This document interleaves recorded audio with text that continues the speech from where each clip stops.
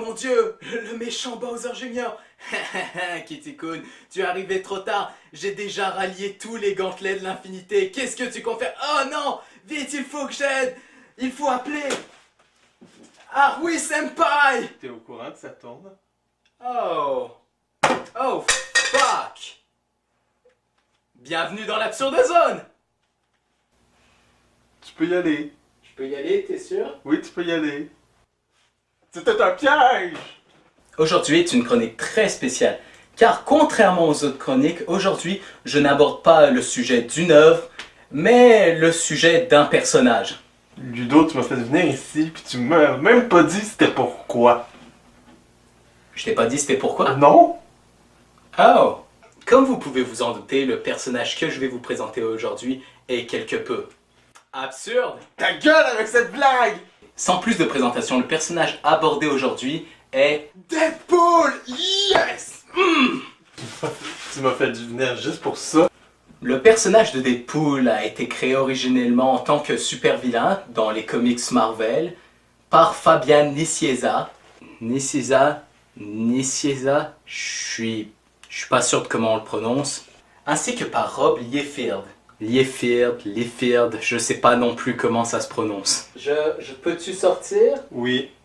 Tu vas-tu me lancer un Bowser Jr? Non. Pourquoi? Parce que je l'ai plus. Le personnage de Deadpool, aka Wade Wilson, était originalement un méchant. Par la suite, face à la popularité du personnage, ils l'ont transformé en anti-héros. Pour faire simple, Wade Wilson est un mutant sur lequel on a effectué des expériences pour augmenter son facteur de régénération. Malheureusement, Deadpool est complètement défiguré et son facteur de régénération ne peut pas lui permettre de guérir ça. Parlant de son facteur de régénération, il est vraiment abusé. On peut le brûler vif, lui planter 40 flèches dans le dos ou lui couper la tête, il sera toujours en mesure de se régénérer. Par la suite, Wade Wilson est aussi ce qu'on appelle un schizophrène, c'est-à-dire qu'il a des voix qui lui parlent dans sa tête. Il a aussi tendance à discuter et plaisanter lors de situations complètement inattendues. Pour en terminer avec sa personnalité, le trait qui nous intéresse le plus chez Deadpool est sa capacité à briser le quatrième mur. Voyez-vous, Deadpool a conscience d'être un personnage de comics. Ça, c'est juste pour présenter un putain d'exemple tabarnak que tu me fais parler depuis tout à l'heure. Ouais. Et c'est cette caractéristique de Deadpool qui le rend absurde. Tabarnak! Bon, je voulais pas en arriver là, mais cette fois je le garde. Comme ça, tu pourras plus me lancer des choses. Ça aussi, c'est gardé. C'était quoi? Mon t-shirt. Oh. Voyez-vous, en réfléchissant à cette facette de Deadpool, je me suis rendu compte de plusieurs choses. De 1, Deadpool est un personnage très déplaisant, antipathique, qui n'hésite pas à troller et à plaisanter sur les caractéristiques physiques et psychologiques des gens pour l'amusement du lecteur. De 2, Deadpool est un personnage qui peut se montrer très aidant envers son prochain, comme par exemple dans le comics Neverending Struggle, où il aide une fille à passer par-dessus son envie de se suicider.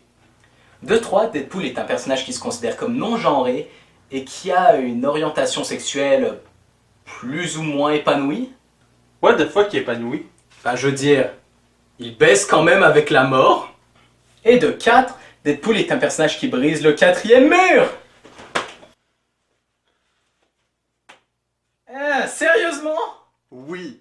Pour assembler toutes les données, Deadpool est à la fois un troll, un LGBT, un social justice warrior et quelqu'un qui brise le quatrième mur.